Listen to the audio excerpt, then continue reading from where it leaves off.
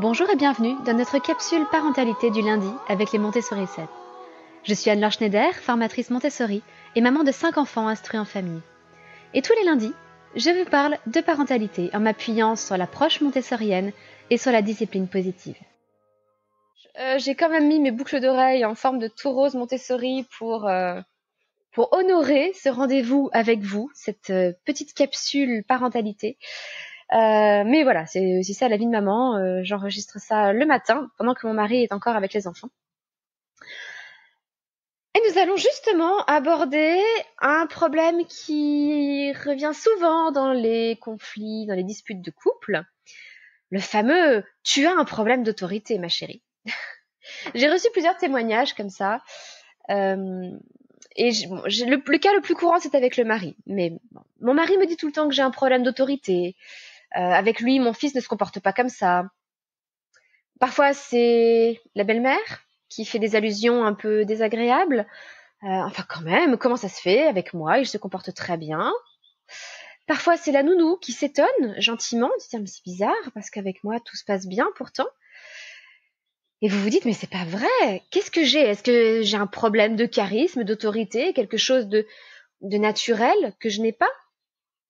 Et j'ai eu un témoignage comme ça d'une de mes stagiaires, d'une des membres de l'accompagnement parentalité et IEF Montessori, qui nous disait justement ça. Voilà, je pense qu'il y a quand même quelque chose que je n'ai pas et que mon mari a naturellement. Lui, quand il parle, les enfants l'écoutent. Je me suis retenue quelques secondes, j'ai souri intérieurement et je me suis dit bon, il faut qu'on en parle dans le podcast. Alors j'en ai parlé directement dans l'accompagnement plus en détail avec cette maman, mais je crois qu'il y a un vrai problème avec cette approche.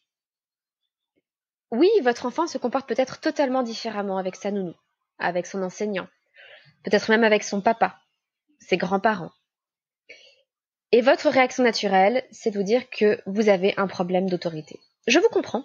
C'est un raisonnement à peu près logique.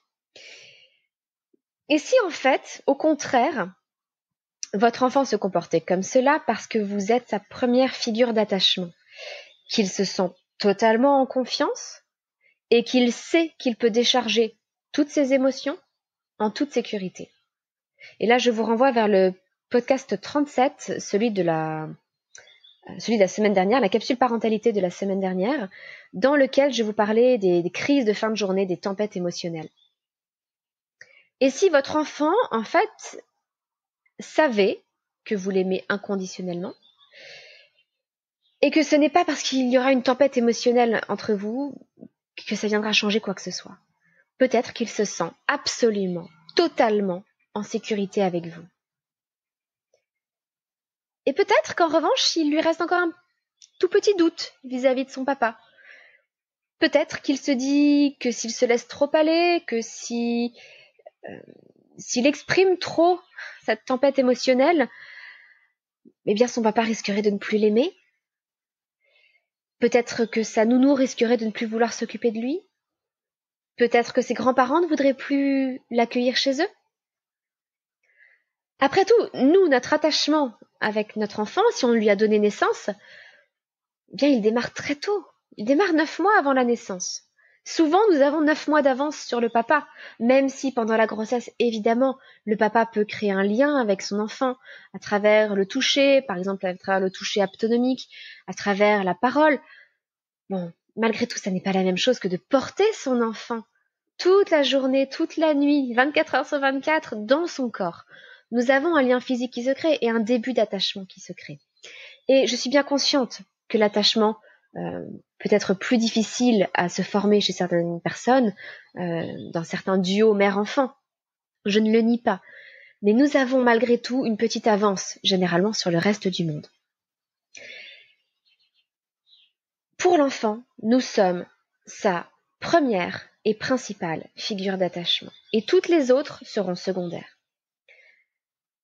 Donc si votre enfant se lâche totalement avec vous, pleure, crie, fait des colères, vit ces tempêtes émotionnelles pleinement, eh bien c'est peut-être tout simplement qu'avec les autres, il se retient, il se contient. et que forcément, à un moment, il ne peut plus se retenir et se contenir, et quand il est avec vous, il se sent suffisamment en sécurité pour laisser tout cela s'évacuer. Alors, je vous laisse un petit peu réfléchir là-dessus. Essayez de remettre en question votre façon de voir les choses jusque-là.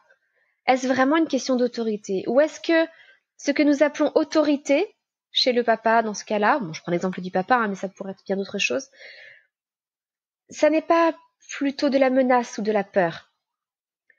Certains me disaient, oui, mais c'est peut-être la présence de mon mari, c'est peut-être sa façon de parler, sa façon de s'imposer davantage. Alors peut-être que c'est simplement que sa présence est plus menaçante ou imposante pour l'enfant, et qu'il en a un petit peu peur, juste un petit peu, et que ça suffit effectivement à le faire se contenir. Mais c'est comme une cocotte minute. On ne peut pas se contenir éternellement.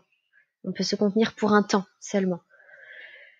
Peut-être aussi que ce que nous appelons autorité, c'est, comme je vous le disais, simplement cette peur de perdre l'amour de l'autre. Peut-être que si lorsque votre mari parle, votre enfant l'écoute, c'est parce qu'au fond de lui, il est terrifié à l'idée que son papa s'en aille, disparaisse ou ne l'aime plus.